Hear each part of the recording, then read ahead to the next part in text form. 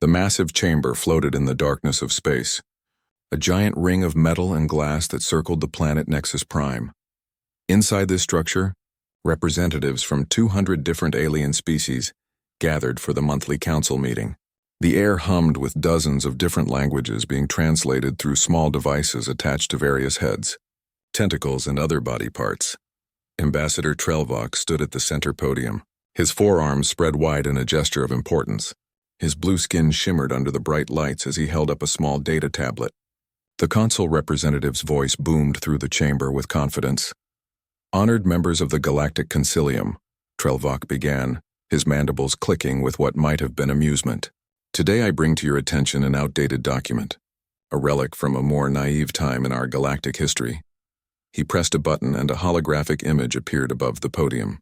It showed a map of a small section of space with clear red boundaries marked around 47 star systems. The words Human Protected Territory Established 2523 glowed beneath the map. 500 years, Trelvok continued, gesturing at the map. For 500 years this treaty has prevented us from accessing the Kepler expanse. 12 worlds rich in rare minerals, resources that could feed our growing civilization, and why? Because humanity asked us nicely to stay away. Laughter rippled through parts of the chamber. Several delegates nodded their various heads in agreement. Trelvok smiled, showing rows of sharp teeth. At the human section of the chamber, a single woman sat calmly in her chair. Dr. Sarah Chen wore a simple gray suit and watched the proceedings with dark, tired eyes. Her black hair was pulled back tightly, and her hands rested on the armrests of her seat without tension. She did not look angry or upset. She simply watched. The humans, Trelvok said, warming to his subject, control only 47 systems. 47, the smallest territory of any FTL-capable species in the known galaxy. They have had faster-than-light travel for 600 years, yet they barely expand beyond their home system. This is not the behavior of a strong civilization. This is the behavior of a dying one. More murmurs of agreement filled the chamber. High Commander Voraith, the military leader of the Consul forces, stood up from his seat. His massive frame towered over most other beings present. His 6 eyes gleamed with ambition. Ambassador Trelvok speaks truth, Voraith announced, his deep voice carrying weight. Our intelligence confirms that human military presence is minimal. They have no fleets patrolling their borders, no defense stations, no visible weapons platforms. They rely solely on this ancient treaty to protect them. I propose we formally dissolve this outdated agreement and claim the Kepler expanse for the benefit of all Consilium members. The chamber erupted in discussion. Some species supported the idea eagerly, already calculating their share of the resources. Others remained quiet, uncertain. A few of the older races exchanged concerned glances but said nothing. Finally, the speaker of the Consilium called for order. Does the human representative wish to respond to these proposals? All eyes turned to Dr. Sarah Chen. She stood slowly, walking to the podium with measured steps. When she reached the center, she looked around the chamber, meeting the eyes of as many delegates as she could. Her expression remained neutral, almost sad. Members of the Consilium, Chen began, her voice quiet but clear. 500 years ago, humanity proposed this treaty. Not to protect ourselves, but to protect you. Trelvok laughed out loud. Protect us? From what, Ambassador? Your 47 systems and non-existent military? Chen did not rise to the bait. She simply continued speaking in the same calm tone. The boundaries exist for mutual protection. We strongly advise against crossing them. We strongly advise against forcing our hand. Threats? Voraith boomed. You dare threaten the Consilium with your single representative and your empty words? Not threats, Chen replied. Warnings. There is a difference, Commander. We genuinely wish to protect you from what lies beyond those boundaries, from what we have become, from what we keep contained within our small territory. The speaker leaned forward. Ambassador Chen, if humanity possesses some great danger or weapon, the Consilium has the right to know. Transparency is required by galactic law. Chen closed her eyes for a moment, as if pained by what she had to say next. We have been transparent. We have told you to stay away. We have honored every agreement. We have isolated ourselves voluntarily. We ask nothing except that you respect the boundaries. Is that not enough? It is not, Trelvok declared triumphantly. The Consilium votes now, all in favor of dissolving the Human Territory Treaty and claiming the Kepler expanse. Hands, tentacles, claws, and other appendages rose throughout the chamber. The count was overwhelming. 147 species voted yes. Only 12 voted no. The rest abstained. The speaker made it official.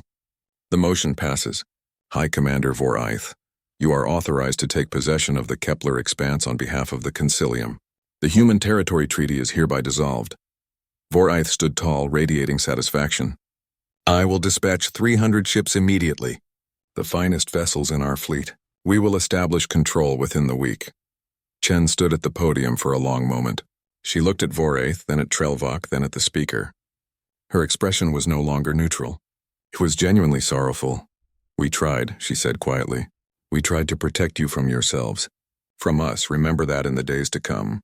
Remember that we warned you. We begged you. We isolated ourselves for your sake. She gathered her things and walked toward the exit. As she reached the door, she turned back one final time. We showed you mercy by staying away, Chen said. We pray you never learn what we were showing mercy from. The door closed behind her with a soft hiss. The chamber fell silent for exactly 3 seconds. Then Trelvok laughed again and others joined in. The humans were defeated. The Kepler Expanse would be theirs. High Commander Voraith immediately began issuing orders through his communication device. 300 warships would gather and depart within hours. The greatest military operation the Consilium had launched in a generation. None of them noticed the 12 species who had voted against the motion quietly leaving the chamber. None of them saw the ancient archivist in the back corner slowly shaking its crystalline head. None of them heard its whispered words. Fools. They have no idea what they have done. The vote was complete. The fleet would depart soon, and humanity's 500-year isolation was about to end. The Consul fleet emerged from faster-than-light travel at the edge of the Kepler Expanse. 300 warships materialized in perfect formation, their hulls gleaming against the backdrop of distant stars. Each vessel carried enough firepower to level a planet. Together they represented the most powerful military force the Consilium had assembled in centuries. High Commander Voraith stood on the bridge of his flagship, the Eternal Dominion. His 6 eyes scanned the viewscreens with satisfaction. The journey had taken 3 days and now they had arrived at their destination. Status report, Voraith commanded. His tactical officer, a thin creature with gray skin and multiple sensory stalks, checked the displays. All ships report ready status, Commander. Scanning the Expanse now. No contacts detected. No defense platforms. No weapon signatures. The space appears completely empty. Voraith nodded slowly. Just as our intelligence predicted. The humans have nothing here. Begin surveying the 12 worlds. I want mineral assessments within 6 hours. The fleet moved forward, crossing the red boundary line that had marked human territory for 500 years. Voraith watched the sensors carefully, but nothing happened. No alarms, no warnings. No resistance. We have crossed into human space, Commander, the navigation officer reported. Still no contacts. No response of any kind. A communications officer spoke up. Sir, we are receiving automated messages from the human boundary buoys. They are repeating the same warning. They say we should turn back immediately. Ignore them, Voraith said with a dismissive wave. Empty words from an empty civilization. Continue the mission. The fleet spread out across the Expanse, different groups moving toward different planets. Ships began deploying survey drones and scanning equipment. The data started flowing back almost immediately. The reports were even better than expected. Rare minerals existed in abundance. Some elements were found here that existed nowhere else in known space. Trelvok appeared on the communication screen from his position aboard one of the science vessels. His forearms gestured excitedly. Commander, the readings are incredible. These resources could power our civilization for thousands of years. The humans sat on this treasure and did nothing with it. Absolute fools. Agreed, Voraith replied. Begin establishing mining coordinates. I want to show the Consilium results before the week ends. This will be remembered as a great victory. For 2 hours, the fleet worked without interruption. Ships moved between the worlds, cataloging resources and selecting sites for future mining operations. The crew relaxed, some even joking about the empty human threats.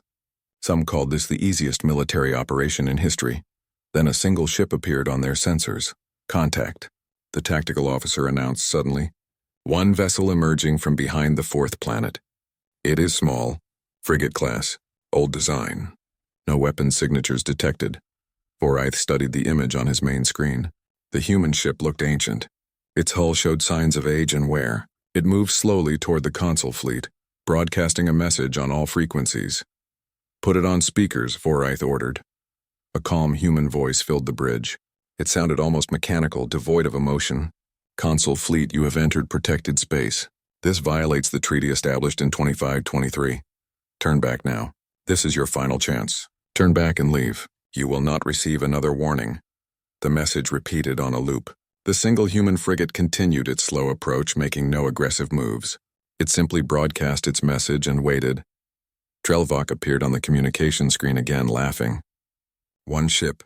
They send one unarmed antique to face our entire fleet. Commander, I suggest we make an example. Show them what happens when they challenge the Concilium." Voraith considered for a moment. The human ship posed no threat. Destroying it would send a clear message. The humans needed to understand their place in the new order. "Weapons," Voraith commanded. "Lock onto the human vessel. Fire when ready."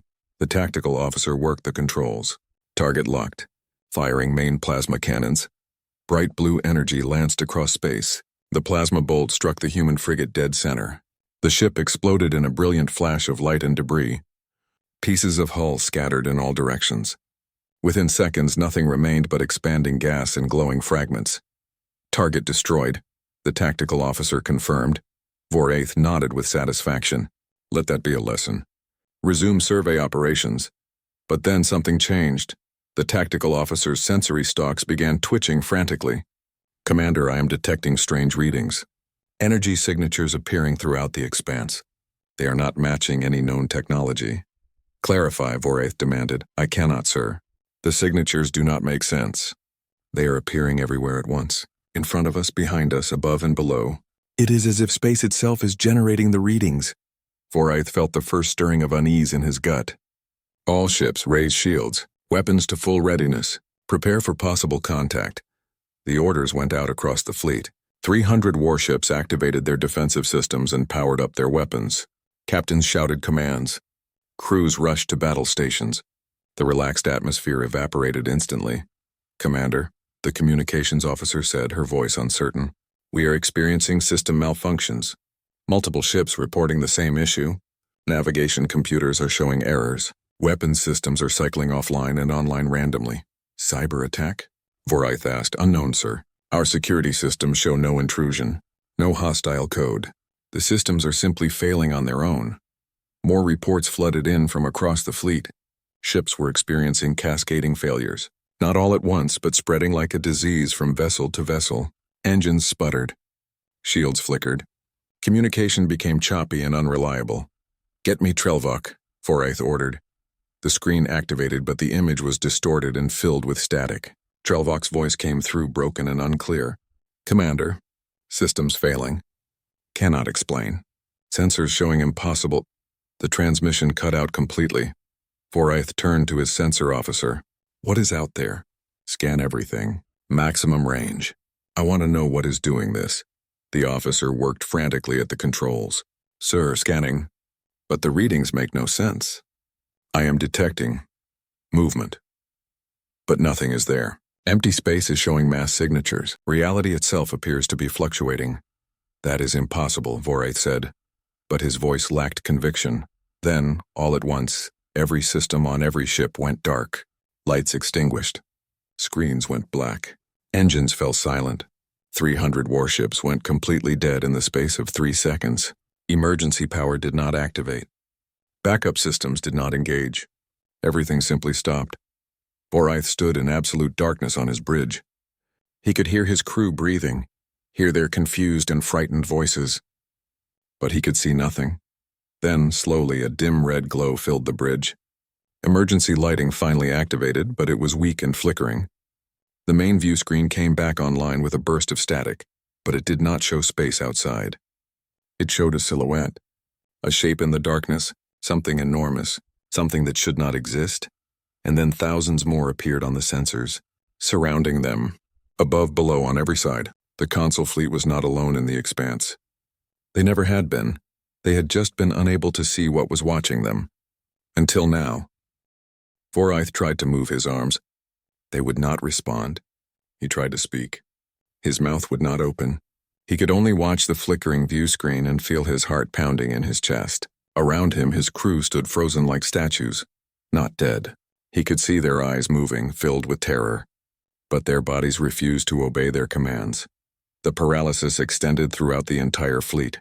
300 warships filled with thousands of soldiers, all conscious, all aware, but unable to move a single muscle. Only their autonomic functions continued. Breathing, heartbeats. Everything else was locked down by something they could not understand. The view screens on every bridge flickered to life simultaneously. The same image appeared on all of them. A human woman stood before a neutral gray background. She wore a military uniform, dark blue with silver insignia. Her hair was cut short and gray, streaked through the black. Her face showed lines of age and experience. She looked directly into the camera with brown eyes that held no warmth, no anger, only a deep weariness. "I am General Victoria Marcus of Defensive Fleet Omega," the woman said. Her voice was clear and firm. "You were warned to turn back. You chose not to listen. Now you will understand why."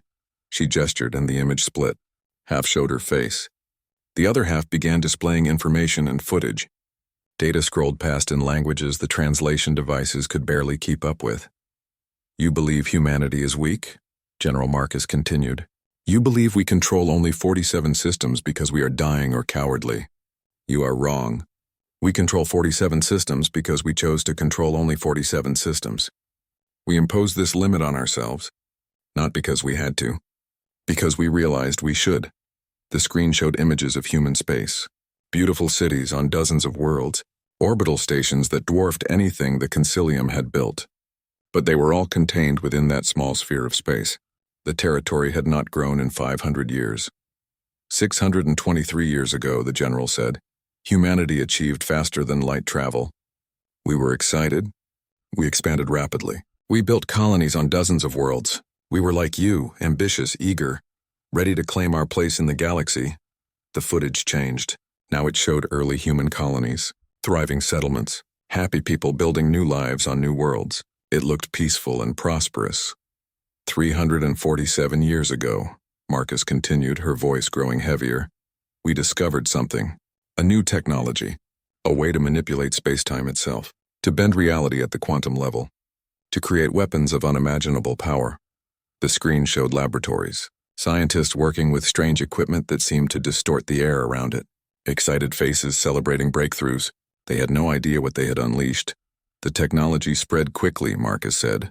Different factions, different nations, different colonies. Everyone wanted the power. Everyone thought they could control it. Everyone believed they would use it responsibly. Forsyth watched, unable to look away. His 6 eyes were locked on the screen. Deep inside, he felt dread growing. They were all wrong, the general stated flatly. 343 years ago, a civil war began. It lasted 6 hours. In those 6 hours, 11 inhabited systems were completely destroyed. Not conquered, not damaged, destroyed, erased from existence. 4 billion human beings died. Entire planets were unmade. Stars collapsed. Space itself was torn apart. The footage showed things that should not exist. Worlds breaking apart at the molecular level. Stars imploding in impossible ways. Space folding in on itself like crumpled paper. Ships vanishing into nothing. The scale of destruction was beyond comprehension. We stopped the war, Marcus continued, but the damage was done. We had created weapons that made genocide not just possible, but easy, trivial. A single ship with the right technology could end all life in a solar system. One person with the right knowledge could kill billions. She paused, letting that sink in. Forsyth felt sick. His mind refused to accept what he was seeing, but his eyes could not deny it. Humanity held a vote, the general explained. Every human in existence, every colony, every station, every ship, the vote was unanimous. We would never use these technologies again. We would seal them away. We would limit ourselves to 47 systems. We would never expand beyond that boundary. We would isolate ourselves from the galaxy. The screen showed massive facilities being built in the depths of space, vault after vault containing terrible knowledge, weapons that could end civilizations, technologies that could reshape reality, all locked away, all guarded by the strictest protocols. We created the treaty boundaries, Marcus said, not to protect ourselves from you, to protect you from us, from what we had become, from what we could do if we chose to. We begged the other species to honor those boundaries, to stay away, to let us contain our own darkness. More footage appeared. Human diplomats speaking to the early concilium, pleading with them to understand, asking them to trust that humanity needed isolation. The agreement was reached. The boundaries were established. 500 years of peace followed. You want to know why we have no visible defenses? The general asked. Why you detected no weapons platforms or patrol fleets? Because our defenses are not visible. They exist in dimensions you cannot perceive. They operate on principles your science has not discovered. They have been watching you since the moment you crossed the boundary line. The screen split again. This time it showed the Consul fleet from angles that should not exist. Views from inside their own ships. Images captured from perspectives that broke the laws of physics. Whatever was recording them existed in multiple places at once, or perhaps in no place at all. The ship you destroyed, Marcus said, and now there was anger in her voice for the first time. That was a warning vessel. Unarmed, old, crewed by volunteers who knew the risks. You killed them to prove a point, to show your strength. That was a mistake. The general's face filled the screen again. Her expression was hard. What you are experiencing now is a demonstration, she stated. Your ships are undamaged. Your crews are unharmed. You are paralyzed, but you will recover. This is mercy. This is us showing restraint. This is us proving that we could have destroyed your entire fleet the moment you crossed the boundary, but we chose not to. She gestured and new images appeared. Archived footage. Old records. 212 years ago, Marcus continued, the Krix Dominion violated our space. They sent a war fleet of 500 ships. They ignored our warnings. They attacked our monitoring stations. We gave them one chance to leave. They refused. The screen showed alien warships, sleek and powerful vessels that looked nothing like current Concilium designs. They were surrounded by what looked like shimmer in space itself. The Krix Dominion no longer exists, the general said simply. Not in this galaxy. Not in any galaxy. They were removed from existence entirely. Every world, every ship, every trace of their civilization, they exist now only in our historical records. We did not want to do this. They forced our hand. Foraith would have gasped if he could move. The Krix Dominion was a myth, a legend told to frighten children, the species that vanished without a trace. He had never believed the stories were real. The Hive Collective tried 143 years ago, Marcus continued. They were wiser. When we demonstrated our capabilities, they withdrew immediately. They are now our closest allies. They understand why we must remain isolated. They help us maintain the boundaries. More footage appeared. Insectoid ships fleeing at maximum speed. Then later, the same species meeting peacefully with human diplomats, trading, sharing knowledge in safe areas, building trust. The Eternal Archivist witnessed what we did during our civil war, the general said, her voice softer now. They are the oldest species in the galaxy. They have seen civilizations rise and fall for millions of years. They told us they had never seen anything like what humanity created. They helped us establish the treaty because they understood the danger. They begged the other species to respect it. The screen showed crystalline beings, ancient and wise, speaking in council chambers. The same beings that still sat in the Concilium today. They had tried to warn everyone. Nobody had listened. General Marcus looked directly at the camera. Directly at Foraith. You thought we were weak. You thought our small territory meant we were dying. You were wrong. We are not weak. We are dangerous. More dangerous than you can imagine. We stay small because we know what we are capable of. We know what we could do if we lost control. She took a breath. The weapons you saw in the footage are 300 years old. Our technology has advanced significantly since then. We have capabilities now that would make those old weapons look like toys. We do not share this technology. We do not demonstrate it. We keep it locked away because using it would be wrong. Using it would make us monsters. The paralysis began to ease. Foraith felt his fingers twitch. Around him, crew members gasped as they regained control of their bodies, but nobody moved from their stations. Nobody spoke. They all watched the screen. I am giving you a choice, General Marcus said. You can leave now. Return to your Concilium. Tell them what you learned. Reinstate the treaty boundaries. Promise never to violate our space again. If you do this, you will live. You will go home. You will have learned a valuable lesson without paying the ultimate price. She paused, her expression growing darker. Or you can refuse. You can decide that we are bluffing, that what you saw is fake, that you can take what you want from our space. If you make that choice, I will show you what our weapons actually do. Not simulations, not archived footage, real demonstrations on your fleet, on your ships. I will make sure a few of you survive to carry the message back, but most of you will die, and you will die understanding exactly how outmatched you were. The general folded her hands behind her back. I do not want to kill you. None of us do. We became what we are by accident, not by choice. We isolated ourselves to protect you. We have spent 500 years trying to find ways to become safe enough to rejoin the galactic community. We want friends. We want allies. We want to trade and share and learn from other species. But we cannot do that if you force us to reveal our weapons. If you force us to defend ourselves. She leaned forward slightly. So I am asking you, High Commander Voraith, what is your choice? Will you leave peacefully, or will you force our hand? The view screen went dark. The lights on the bridges returned to normal. All systems came back online. Ships hummed with power once more. Everything functioned perfectly as if nothing had happened. But the readings showed they were still surrounded, still trapped, still at the mercy of whatever humanity had placed in this space. Voraith found his voice, though it shook. Communications. Open a channel to all ships in the fleet. The officer worked the controls with trembling hands. Channel open, Commander. Voraith swallowed hard. His pride was shattered, his confidence destroyed, but his survival instinct was strong. All ships. This is High Commander Voraith. We are withdrawing from human space immediately. Set course back to Concilium territory. Maximum speed. No delays, no arguments. We leave now. The acknowledgements came back quickly. Every captain agreed instantly. Nobody questioned the order. They had all seen the same footage. They all understood the same truth. Humanity was not weak. Humanity was terrifying, and they had been holding back the entire time. The fleet began to move, turning slowly toward the boundary line. As they did, the strange readings on their sensors faded away. Whatever had been surrounding them withdrew, allowing them to leave.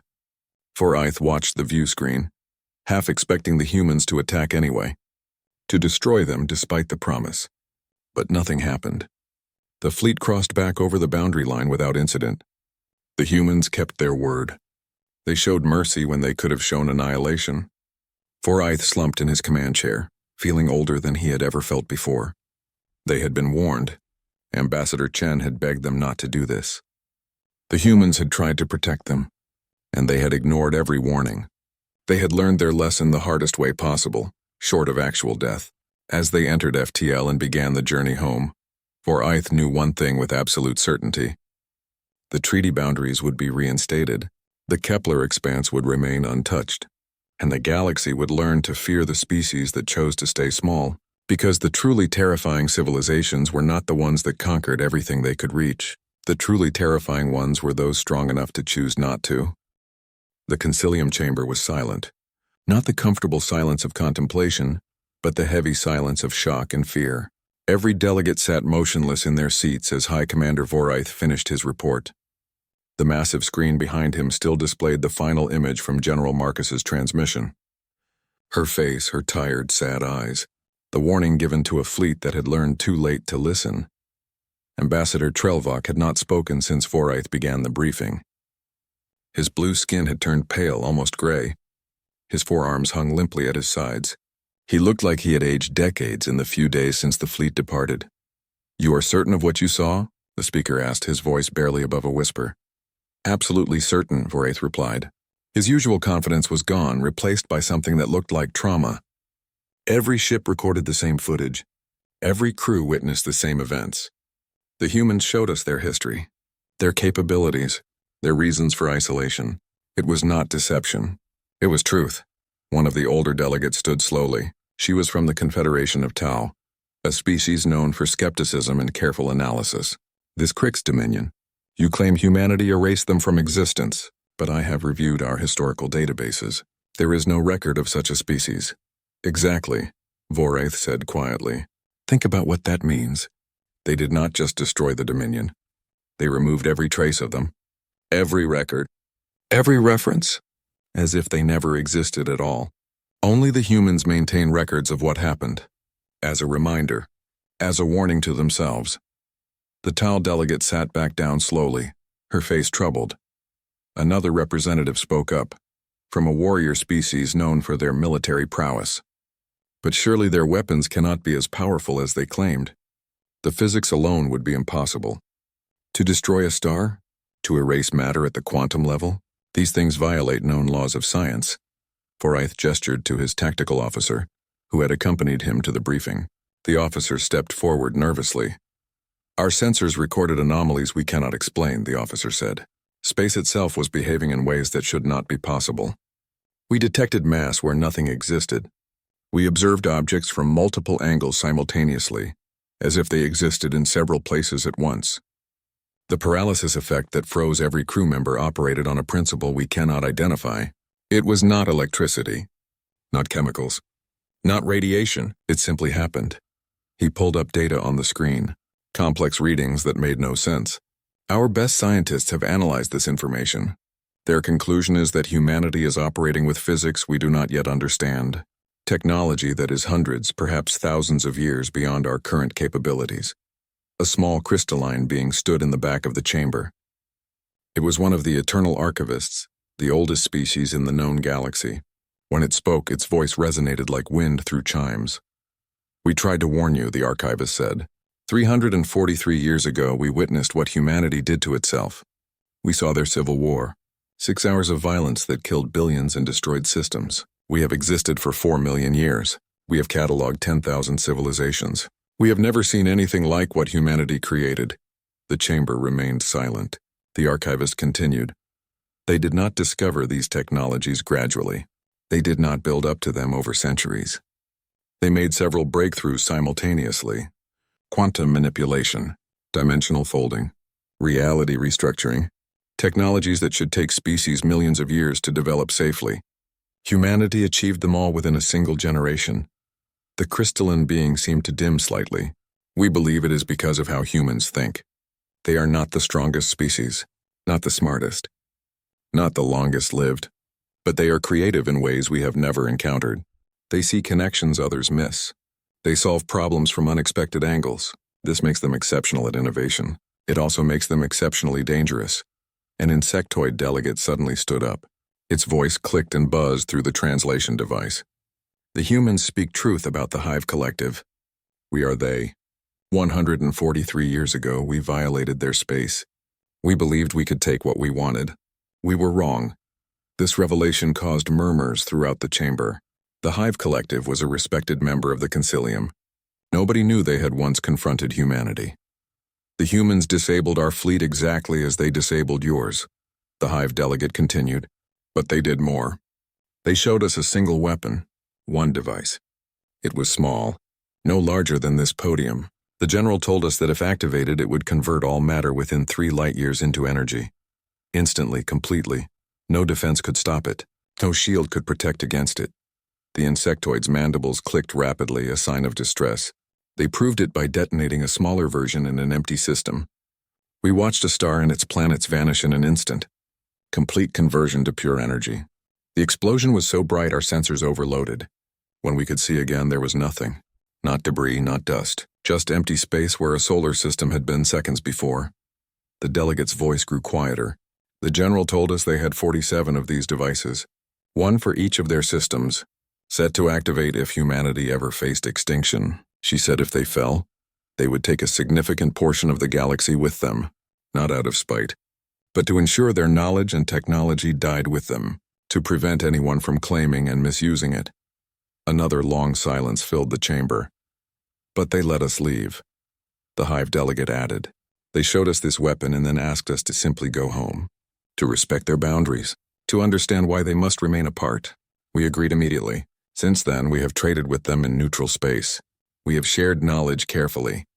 They are good neighbors when you respect their limits. Forsyth nodded. They let us leave as well.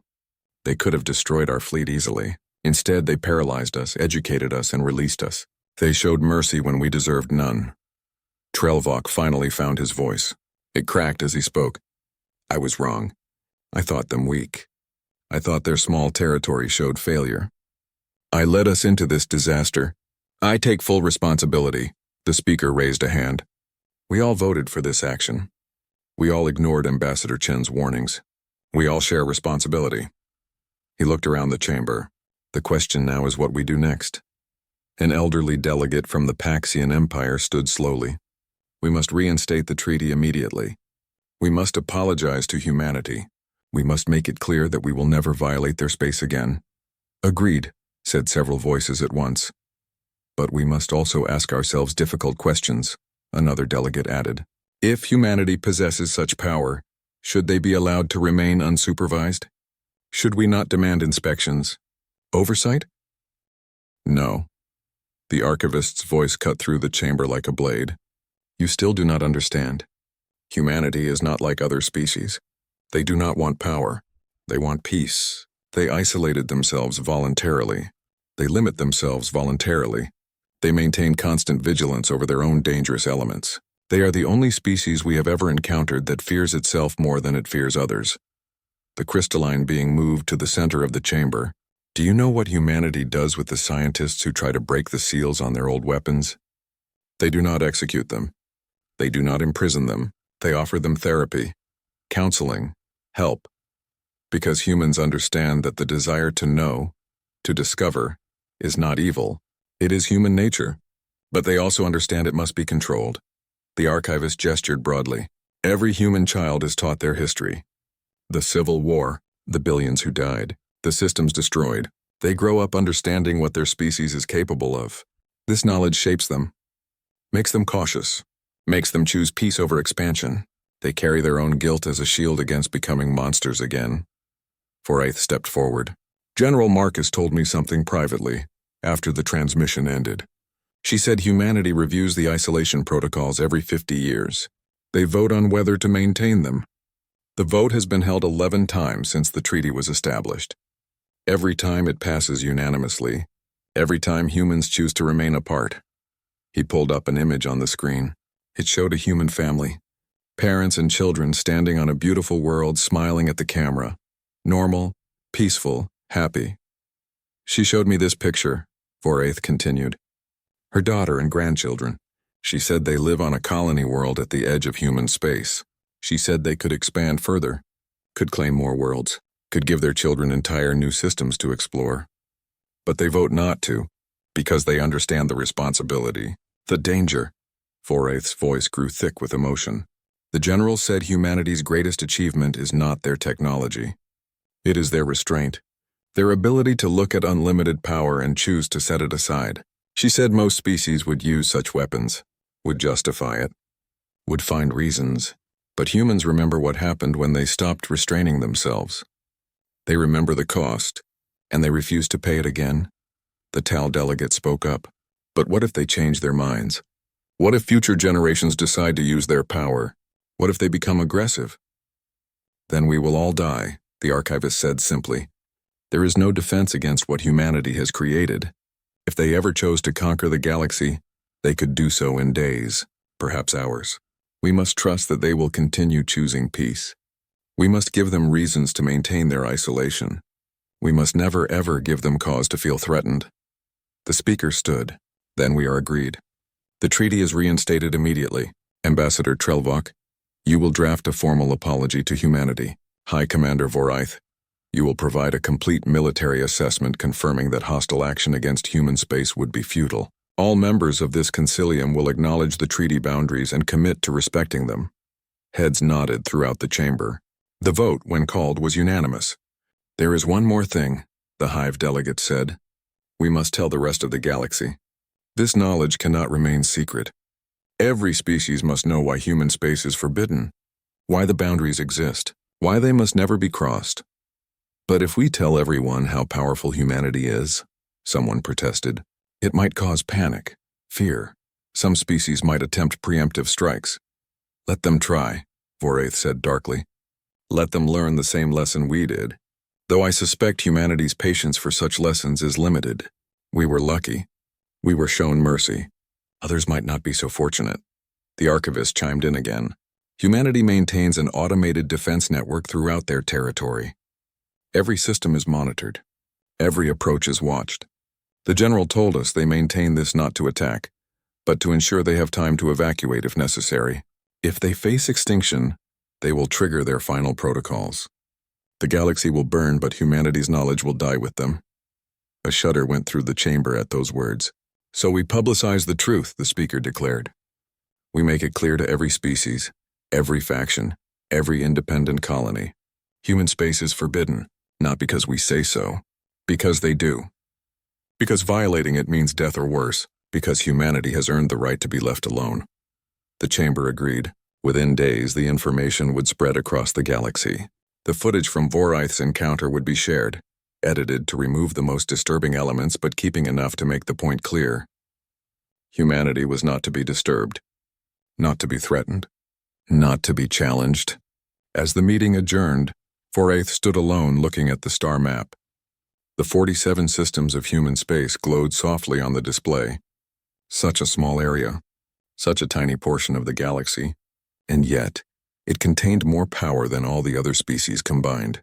He thought about Ambassador Chen, her sad eyes, her quiet warnings, her genuine desire to protect them from the truth. She had known. She had carried that knowledge, that burden every day, knowing what her species was capable of, knowing what they chose not to do. Commander?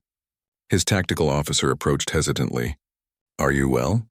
Vorith looked at the younger alien. I am thinking about power, about what it means to have unlimited capability and choose to limit yourself, about the strength required to say no when you could say yes. He gestured at the human territory on the map. We call them weak because they stay small. We should have called them wise. They are the strongest species in the galaxy precisely because they choose not to use their strength.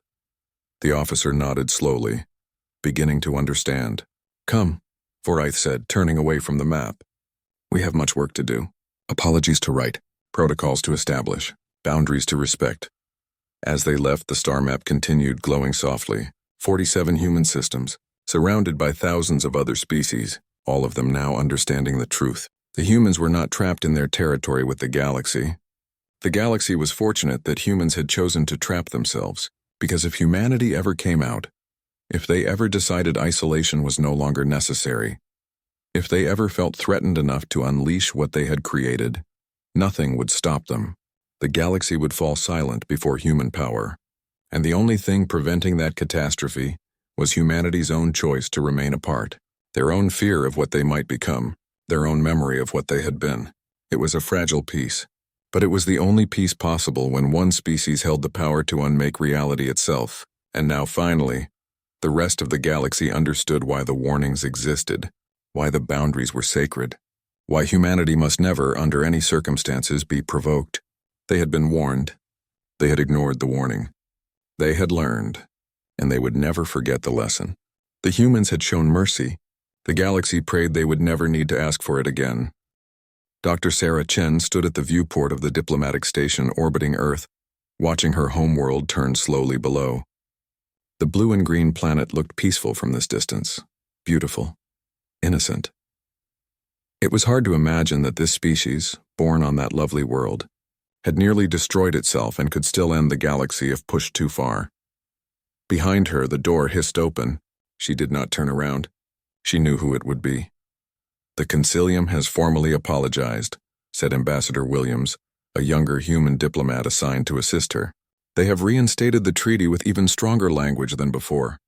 High Commander Vorith personally delivered the message. He seemed genuinely remorseful. He should be, Chen replied quietly. He came very close to forcing our hand. If he had attacked instead of withdrawing, we would have had no choice. Williams moved to stand beside her at the viewport. Would we really have destroyed them? All 300 ships?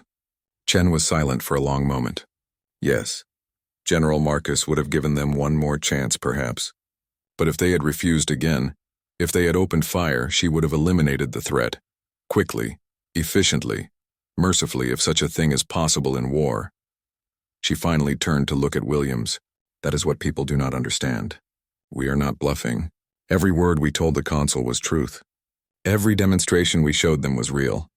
We genuinely possess the capability to end civilizations, and we genuinely have the will to use it if we have no other choice. Williams looked uncomfortable. It frightens me sometimes. Knowing what we have in those vaults, what we keep locked away. It should frighten you, Chen said. It frightens me every day. That fear is what keeps us human. The moment we stop being afraid of our own power is the moment we become the monsters we swore never to be again. Her communication device chimed. She checked it and sighed. The media wants a statement. Every news organization from here to the outer colonies. They want to know if we are proud of ourselves for scaring the Consilium. If we feel powerful, what will you tell them? Williams asked. The truth. That we feel sad.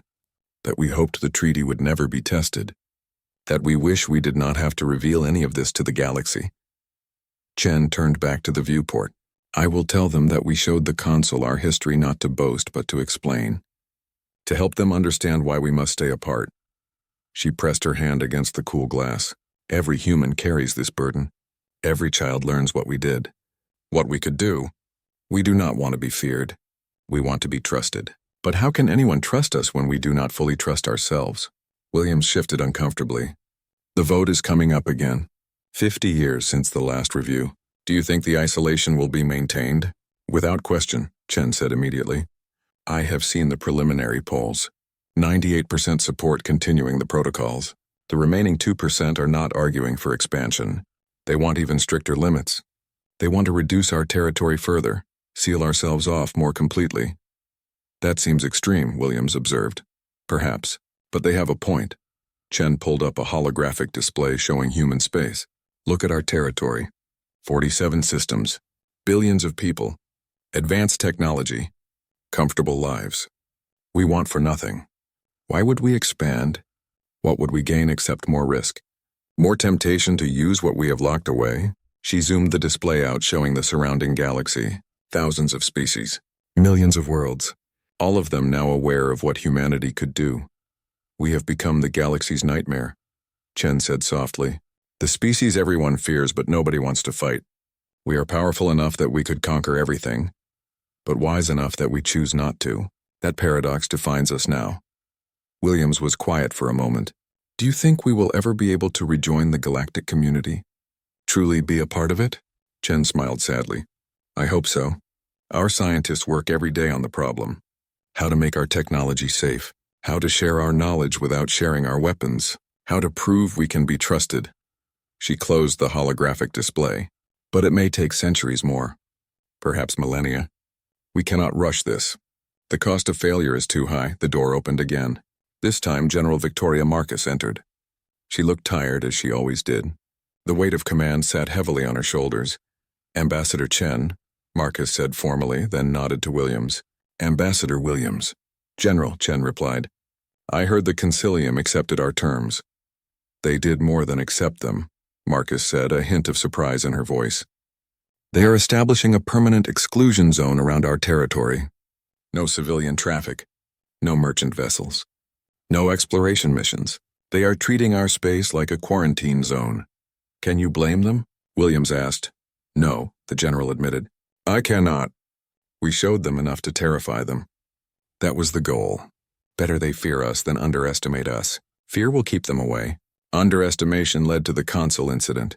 She moved to the viewport and looked down at Earth. I spoke with Voraith after we released his fleet. He asked me a question. He wanted to know if we ever regretted developing our technologies. If we wished we could go back and prevent the discoveries.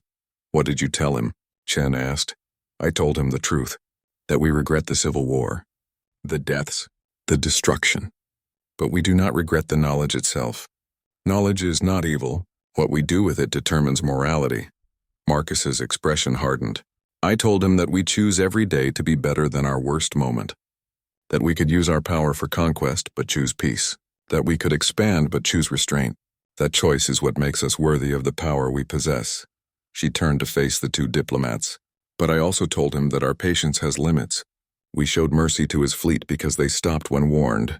The next species that violates our space may not be so fortunate. The next time we may need to make an example that the galaxy will never forget.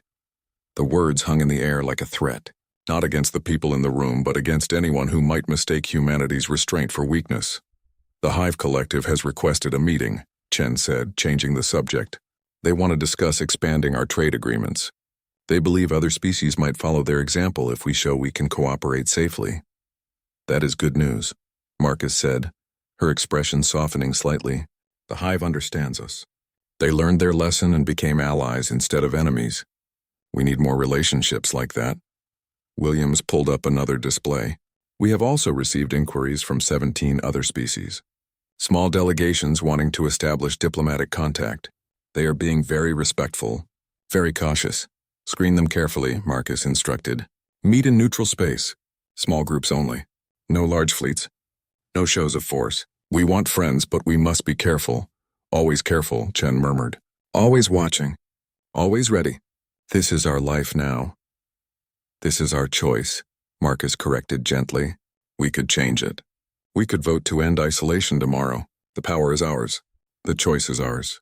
We maintain these protocols because we believe it is right, not because anyone forces us. She looked at both diplomats seriously. Never forget that. Never let anyone tell you that we are prisoners in our own territory. We are guardians. We guard the galaxy from us, and we guard ourselves from temptation. It is a heavy burden, but it is one we carry willingly. Chen nodded slowly. The children ask me sometimes, when I visit schools and talk about my work, they want to know why we cannot be like other species, why we must stay apart, why we are different. What do you tell them? Williams asked. I tell them a story, Chen replied, about a child who found a box of matches. The child could have played with the fire, could have burned things, could have caused destruction. But the child understood that matches were dangerous, so the child put them away in a safe place and only used them when truly needed. That child grew up to be wise and trusted because they learned to control their power. She smiled faintly. The children understand. They are growing up knowing what humanity is capable of, learning restraint from birth. They will be better guardians than we are. Each generation understands the responsibility more deeply. Marcus checked her chronometer. I need to return to Defensive Fleet Omega. We are upgrading our monitoring systems. After the Consul incident, we are adding additional layers to our detection network. No one will cross our boundaries unnoticed again. How many ships does Defensive Fleet Omega have now? Williams asked. That is classified, Marcus said with a slight smile. But I can tell you that every ship is automated. No human crews in the defense network itself. We learned that lesson long ago. Automated systems cannot panic, cannot make emotional decisions, cannot be cruel. She headed toward the door, then paused.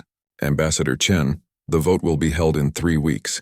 You will give the opening statement as our chief diplomatic representative. What will you say? Chen did not hesitate.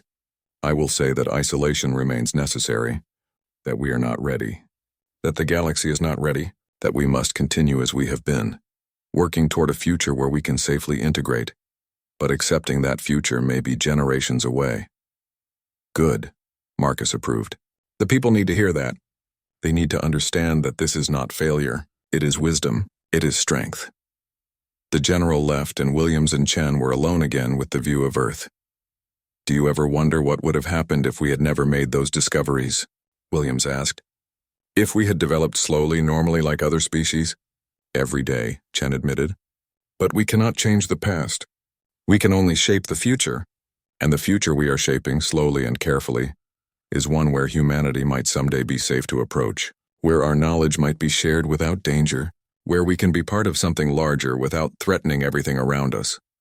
She pulled up a new display. This one showed a research station deep in human space. This is the Prometheus facility. 3,000 scientists working on the problem. How to make our technology safe. How to add safeguards that cannot be removed. How to share benefits without sharing weapons. They have been working for 200 years. They might work for 200 more. Will they succeed? Williams wondered. They must, Chen said firmly, because the alternative is isolation forever. And humanity was not meant to be alone. We are social creatures. We want to explore, to meet others, to learn and share and grow together. Being apart goes against our nature. She closed the display and looked at Williams directly. That is why the isolation works. Because it is hard. Because it requires constant effort and sacrifice. Because every human feels the weight of it. If it were easy, it would mean we had stopped caring. Stopped trying. Stopped being human. Williams understood. The burden was the point. The difficulty was what made them worthy. I should prepare my report for the upcoming vote, Williams said. The outer colonies will want detailed information. Tell them the truth, Chen advised. Tell them we remain isolated because we must. Because the alternative is unthinkable. Tell them that every day we choose peace over power, restraint over expansion, safety over ambition. Tell them to be proud of that choice." Williams nodded and left. Chen remained at the viewport, looking down at the blue planet where humanity had been born, where they had grown, where they had nearly died, where they had learned the hardest lessons any species could learn. Her communication device chimed again. Another message from the media, another interview request, another demand for comment on the Consul incident. She would answer them. She would tell them what they needed to hear. That humanity was strong but careful, powerful but restrained, dangerous but merciful. She would explain again why the boundaries existed, why they must be respected, why humanity chose to limit itself. And somewhere out in the galaxy, species would read her words and feel relief. Relief that humanity remained isolated. Relief that the most powerful species in known space chose to stay small. Relief that they would not have to face human weapons in anger. But some species would also feel curiosity, wonder, hope. They would think about the day when humanity might emerge from isolation, when the technologies might be made safe, when humanity might join the galactic community not as conquerors but as equals. That day would come. Chen believed it with all her heart. It might take centuries, it might take millennia, but it would come.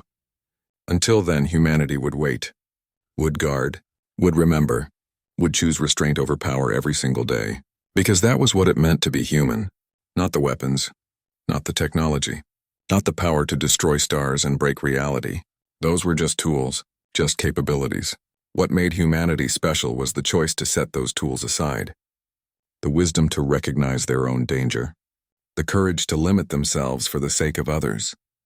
The hope that someday they might be safe enough to rejoin the galaxy they had to leave behind. Chen pressed her hand against the viewport one more time, feeling the cold glass beneath her palm. Through that glass, through the distance, she could almost feel the heartbeat of her species. Billions of humans living their lives, raising families, building dreams, all of them carrying the knowledge of what they were capable of, all of them choosing peace anyway. "Stay strong," she whispered to her people below. "Stay wise. Stay human. The galaxy needs us to be better than our power, and someday when we have earned it, the galaxy will welcome us home." She turned away from the viewport and went to prepare her statement. The vote would happen in 3 weeks. The result was never in doubt. Humanity would choose isolation again, would choose restraint again, would choose wisdom again, because they had been warned. They had warned themselves. They had learned the lesson written in the ashes of 11 destroyed systems and 4 billion dead. They had learned that power without restraint was not strength. It was catastrophe. The galaxy had been warned too. Stay away from human space. Respect the boundaries. Let humanity heal. Let them find their way toward safety. And most importantly, never mistake their isolation for weakness. Never confuse their restraint with inability. Never forget what they were capable of if pushed too far. The warnings had been given. The boundaries had been established. The treaty had been renewed. And in the darkness of space surrounding 47 small systems, automated defenses watched and waited. Silent, invisible, ready, hoping they would never be needed. But prepared if they were, because humanity had learned to hope for peace, but they had also learned to prepare for war. The galaxy could only pray that hope would be enough.